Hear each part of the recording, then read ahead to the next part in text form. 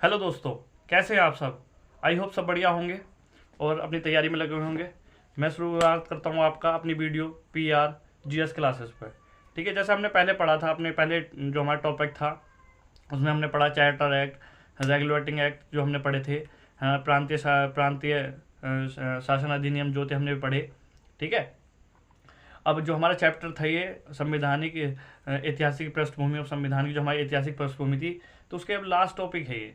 इसमें सिर्फ हम दो चीज़ें पढ़ेंगे, जैसे 1919 का जो हमारा भारत शासन अधिनियम था हम उसके बारे में पढ़ेंगे, और दूसरा हम पढ़ेंगे जो हमारा 1935 का जो हमारा शासन अधिनियम था हम उसके बारे में पढ़ेंगे। ठीक है, तो आइए स्टार्ट करते हैं हम पहला टॉपिक आज, और आई होप मैं आपको अच्छे से पढ़ा पाऊंगा। ठीक है, जैसे आज का पहला टॉपिक है 1919 का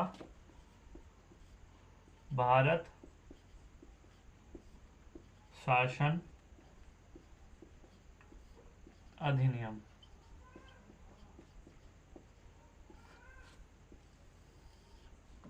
और इस अधिनियम को हम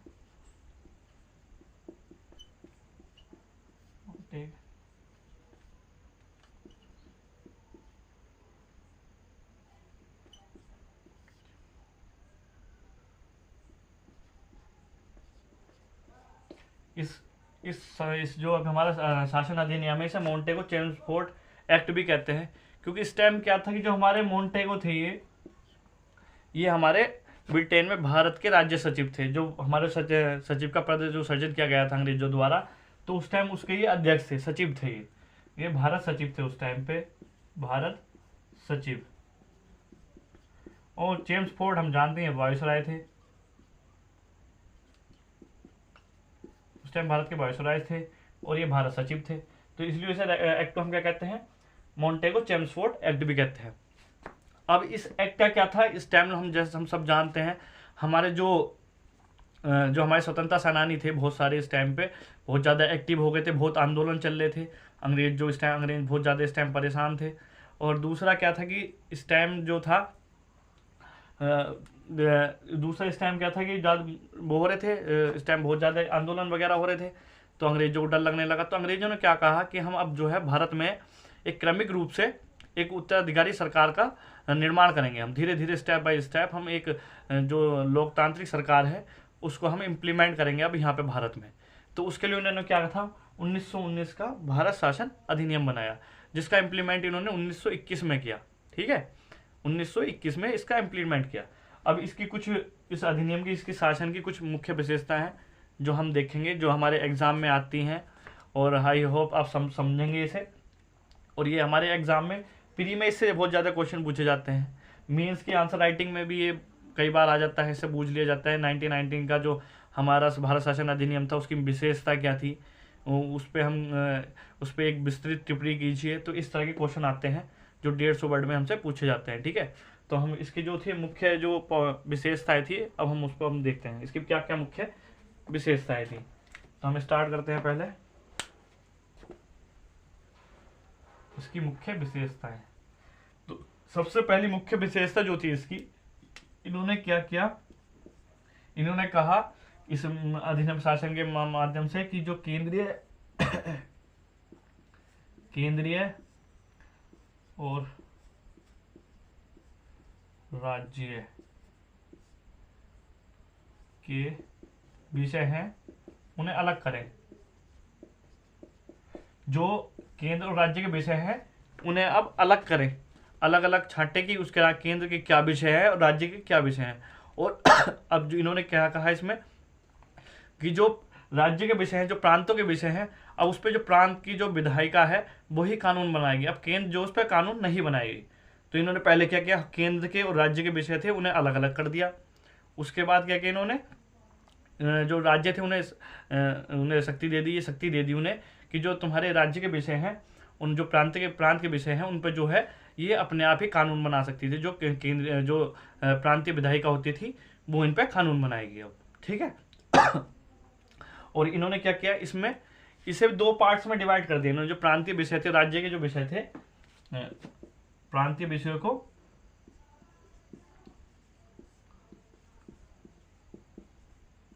दो पार्ट में डिवाइड कर दिया। पहला क्या था, हस्तांतरित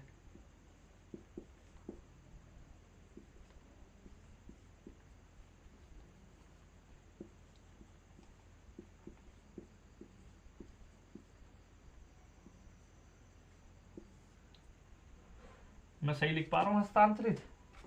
मैं एक मिनट, मैं इस टाइम हाँ सही लिख रहा हूँ हस्तांतरित, एक मिनट, हाँ सही है।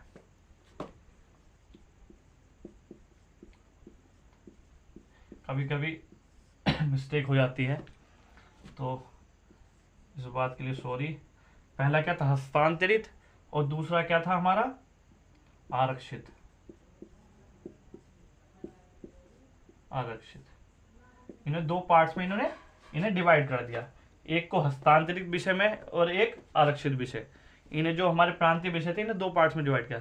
अब हस्तांतरित में इन्होंने क्या करा? ये चालबाज तो पहले से ही थे, अब इतने टाइम से हमारे यहाँ रूल कर रहे हैं, कुछ तो इनमें वो थे कि जो ये हमारे यहाँ रूल कर पा रहे थे, तो दिमाग तो बहुत लगाते थे कि भारतीयों को कैसे बेवकूफ़ बनाया जाए। वैसे बने नहीं हम, आके एक बार इनको हार मनवाई दी हमने।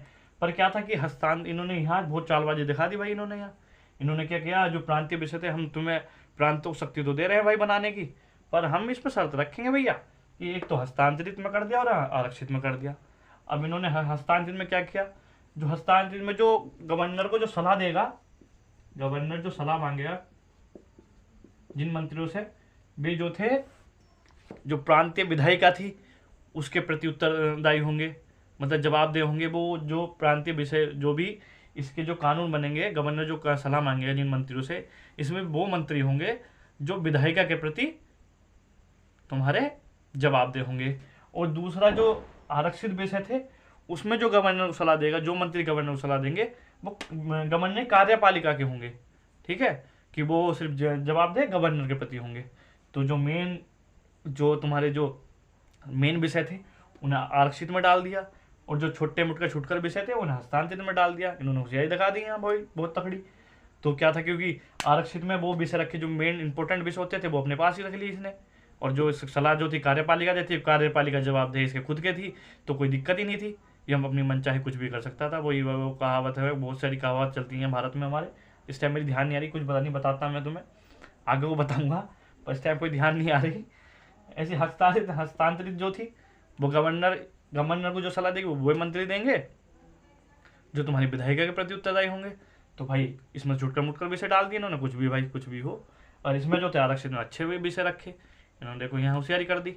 अब तीसरा क्या था, इन्होंने, जैसा हम सब जानते हैं, इन्होंने इस चीज़ों के माध्यम से कुछ जो मैं पढ़ाना चाह रहा हूँ, हम जो संविधान में इन विषय को क्यों पढ़ रहे हैं, क्योंकि इनमें से कुछ चीज़ें ऐसी हैं जो एग्जैक्ट हमारे संविधान में ली गई हैं। जैसे मैं अब इसका नेक्स्ट पॉइंट जो है, इसमें क्या था, आज हमारे देश की हमारी जो संसद है वो दो पार्ट्स में डिवाइडेड है, लोकसभा, राज्यसभा।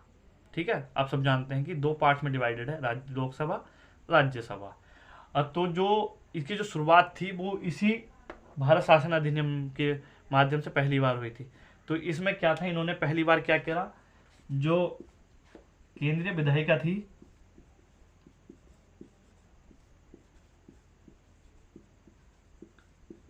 उसे दो पार्ट्स में डिवाइड करा। पहला लोकसभा, दूसरा राज्यसभा।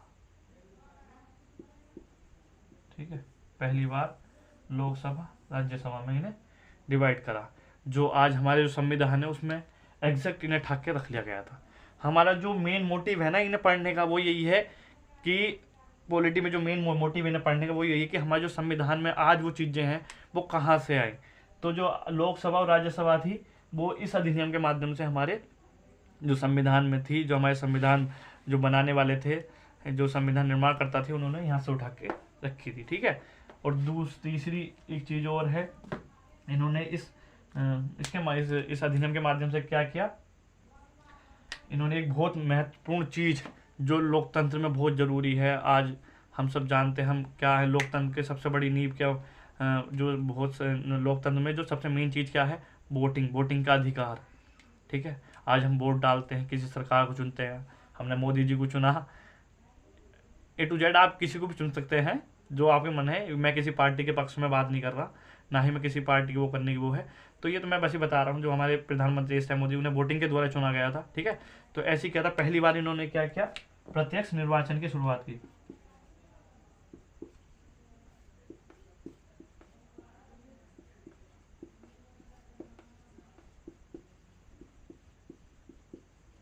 प्रत्यक्ष निर्वाचन की शुरुआत की इन्होंने, ठीक है, प्रत्यक्ष निर्वाचन की शुरुआत की कि अब जो भी विधायिका में और केंद्रीय विधायिका है, प्रांतीय विधायिका में जितने भी मेंबर आएंगे, मंत्री आएंगे, अब वो प्रत्यक्ष निर्वाचन के माध्यम से ही चुन के आएंगे।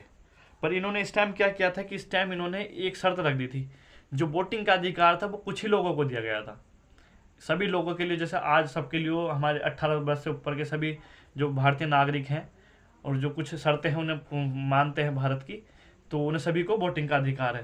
पर इन्होंने ऐसे नहीं किया था, इन्होंने कुछ ही लोगों को वोटिंग का अधिकार दिया था, जैसे जो लोग शिक्षित हों, कर देते हों, ठीक है, और धनी हो, कुछ ऐसे ही लोगों को जो था उस टाइम पे वोटिंग का अधिकार दिया गया था, ठीक है। अब इसके कुछ और मेन पॉइंट हैं वो हम देख लेते हैं।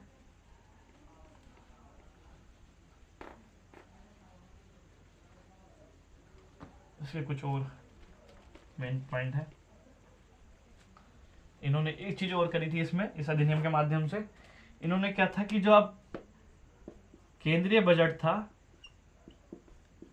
केंद्रीय बजट जो था उसे अब अलग कर दिया था। अब इन्होंने क्या किया, केंद्रीय बजट और राज्य बजट को दोनों को अलग कर दिया। केंद्रीय और राज्य जो बजट था, बजट उसे अलग कर दिया और राज्य से बोला कि अब अपना स्वयं बजट बनाओ। तुम अब क्या करो, अपना जो बजट है तुम स्वयं बनाओ, ठीक है, स्वयं अपना बजट बनाओ, अपना बजट बनाओ, अपना बजट स्वयं बनाओ, ठीक है। अब इन्होंने क्या किया, केंद्रीय बजट से राज्य बजट को अलग कर दिया और राज्यों से बोला कि तुम अपना स्वयं बजट बनाओ अब, ठीक है। अब हम आपको बजट बना के नहीं देंगे भाई, अब अपना अपने आप स्वयं बजट बनाओ, ठीक है। और इन्होंने एक चीज और करी थी इसमें, जो वायसराय की जो कार्यपालिका थी उसमें एक चीज इन्होंने और करी थी कि जो उसमें जो मेंबर चुने जाते, 6 मेंबर होते थे, उसमें अब 6 में से 3 मेंबर जो होंगे अब वो भारतीय चुने जाएंगे। बस उसमें एक्सेप्शन ये था, अपवाद ये था कि जो कमांडर इन चीफ होता है था उस टाइम पे, उसकी जो वो जो होगा वो ब्रिटेन का होगा, बाकी जो भी 6 में से 3 होंगे वो भारतीय होंगे, ठीक है। तो इस पॉइंट इतना इंपॉर्टेंट नहीं था इसलिए मैंने लिखवाया नहीं है। यही कुछ मेन पॉइंट थे इस अधिनियम के जो हम पढ़ चुके हैं, ठीक है। और अब हम देखते हैं 1935 का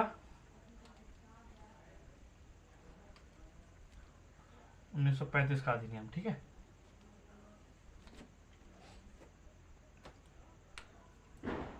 1935 का 35 का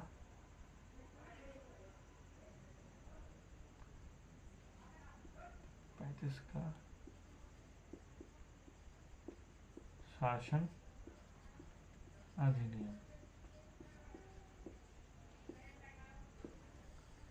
ये अधिनियम जो था ना उस टाइम का, इसे एक मिनी कॉन्स्टिट्यूशन भी कहा जाता है, क्योंकि ये इतना बड़ा था। ये उस टाइम का सबसे बड़ा लिखित मतलब सबसे बड़ा लिखित अधिनियम था। इसमें क्या थे, इसमें 321 जो थे, 21 एग्जैक्ट मुझे याद नहीं आ रहा, पर 321 जो थे 221 जो थे, इसमें क्या बोलते हैं हमारे अनुच्छेद थे, ठीक है, और 10 अनुसूचियाँ थी इसमें। तो ये उस टाइम में सबसे बड़ा लिखित जो था एक संविधान, मतलब संविधान ही कह सकते हैं, इसमें एक संविधान था उस टाइम का सबसे बड़ा लिखित उस टाइम पे। और इसमें से बहुत सारी चीज़ें जो हैं हमारे जो कॉन्स्टिट्यूशन में मानते हैं कि इसमें से 60% चीज़ें ऐसी थी कि जो हमारे जो संविधान करता थे, निर्माता थे, उन्होंने A to Z उसमें लिख दी, मतलब ले ली थी। तो हम इसके कुछ मेन पॉइंट हम देखेंगे जो हमारे लिए बहुत महत्वपूर्ण है। जैसे पहला एक महत्वपूर्ण है इसमें, जैसे इसकी जो कुछ महत्वपूर्ण विशेषताएं थी, पहला था इसमें इन्होंने क्या किया, जो शासन था, जो सूचियाँ थी, अब उन्हें ना 3, जो आज हमारे यहाँ देखो आपने देखा होगा हमारे जो संविधान है उसमें 3 तरह की सूचियाँ हैं, राज्य सूची, केंद्र सूची और समवर्ती सूची। जो केंद्र के विषय होते थे और जो प्रांतों के विषय थे उन्हें सबको अलग कर दिया इन्होंने भी अब और ज़्यादा डिवाइड कर दिया। तो उन्होंने क्या करा, इन्होंने 3 जगह जो हमारी जो विषय थे उन्हें 3 जगह डिवाइड करा इन्होंने। पहला केंद्रीय सूची,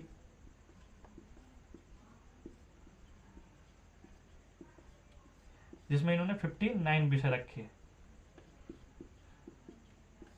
दूसरा राज्य सूची, जिसमें इन्होंने 54 विषय रखे उस टाइम पे। थोड़ा बहुत ऊपर नीचे हो सकता है, तो आप इसे एक बार देख लेना, मेरी वैसे ये सही है। और तीसरा समवर्ती सूची, जिसमें इन्होंने 36 विषय रखे थे। ठीक है, अब इन्होंने क्या किया, जो विषय होते थे उन्हें डिवाइड कर दिया। और अब इन्होंने क्या किया, केंद्र सूची बना दी, राज्य सूची बना दी, और जो दोनों सूचियों में आते थे, दोनों सूचियों में नहीं आते तो उन्हें समवर्ती सूची में रख दिया। और जो इन पे जो मेन, जैसे आज भी हमारे यहाँ समवर्ती सूची पे जो सबसे जो कानून मान्य माना जाता है वो केंद्र के द्वारा माना जाता है। अगर राज्य भी उस पर कानून बनाए और केंद्र भी उस पर कानून बनाए, तो इस जो इसमें लड़ाई सी जो उत्पन्न हो जाती है, इसमें जो कानून माना जाएगा, जो रहेगा वो केंद्र के द्वारा जो बनाया हुआ कानून, उसे मान्यता मिलेगी। तो ऐसी उस टाइम इसमें था। ठीक है, समवर्ती सूची में एक तो ये चीज़ थी। ठीक है, इन्होंने इस रूल के माध्यम से एक चीज़, आज जो हमारा रिजर्व बैंक है, ठीक है, भारत में जो बैंकिंग की जो सबसे ज़्यादा मेन नींव जो रखी गई थी, इसी अधिनियम के थ्रू रखी गई थी। सबसे पहले बैंक की जो स्थापना है भारत में, वो इसी अधिनियम के थ्रू की गई थी। जो हमारा भारतीय रिजर्व बैंक की स्थापना, इसने क्या किया, भारत में रिजर्व बैंक की स्थापना करी इन्होंने। ठीक है, और इसमें एक चीज और, 1937 में क्या किया इन्होंने,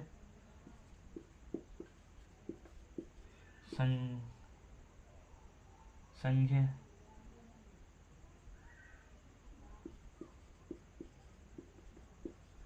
न्यायालय की स्थापना। इन्होंने एक संघीय न्यायालय की स्थापना भी पहली बार इसी इसी अधिनियम के माध्यम से की गई थी भारत में। ठीक है, तो 3 पॉइंट ये हो गए।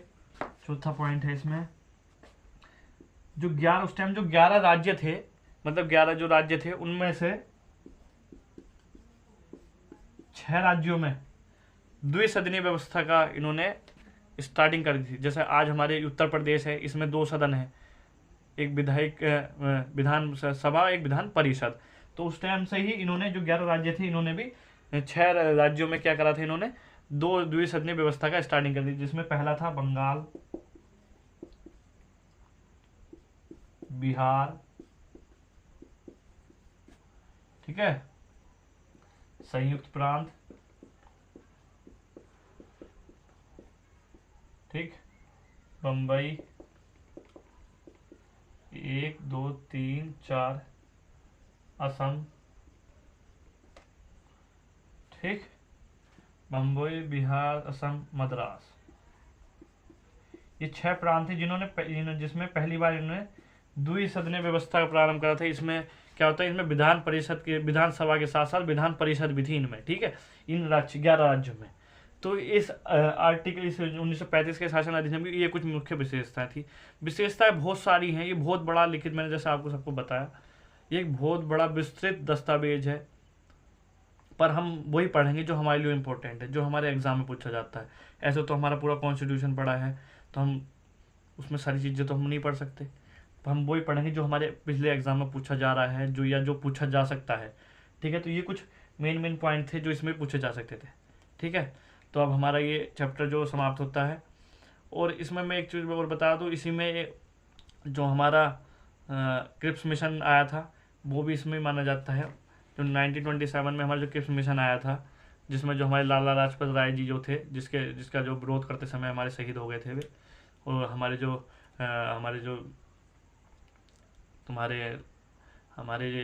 भगत सिंह जो हैं, जिस कारण से उन्हें भैया वहीं से उन्हें मानते हैं कि उन्होंने अंग्रेज जो उनके लाला लाजपत राय जी का जो मरवाया गया था, मर गए थे वो लाठीचार्ज में उस टाइम पे। उसका बदला लेने के लिए उन्होंने जिस अंग्रेज को मारा था उसी की सजा में उन्हें फांसी की सजा दी गई थी। तो इसी जो साइमन अधिनियम था, साइमन कमीशन आया था, उसी के उससे वो क्या, वो भारत में जो आया था वो एक संविधान की नींव देखने आया था कि भारत अपना संविधान बना सकता है नहीं बना सकता। पर उसमें क्या था कि जो उसके जो मेंबर थे वो सारे के सारे ब्रिटिश थे, जिसका हमारे सभी भारतीय दलों ने और भारतीय नेताओं ने उसका विरोध किया था। ठीक है, तो आज हमारा ये टॉपिक यहीं समाप्त होता है। हम कल से नया टॉपिक स्टार्ट करेंगे, नया चैप्टर स्टार्ट करेंगे, संविधान का निर्माण। ठीक है, आई होप आपको अच्छा लग रहा होगा, और आप सभी को अच्छा लग रहा हो तो भाई थोड़ा ध्यान रखियो। ठीक है, बाकी और अच्छा पढ़ाने की कोशिश करूँगा। और तो मिलते हैं नेक्स्ट वीडियो में। जय हिंद, जय भारत।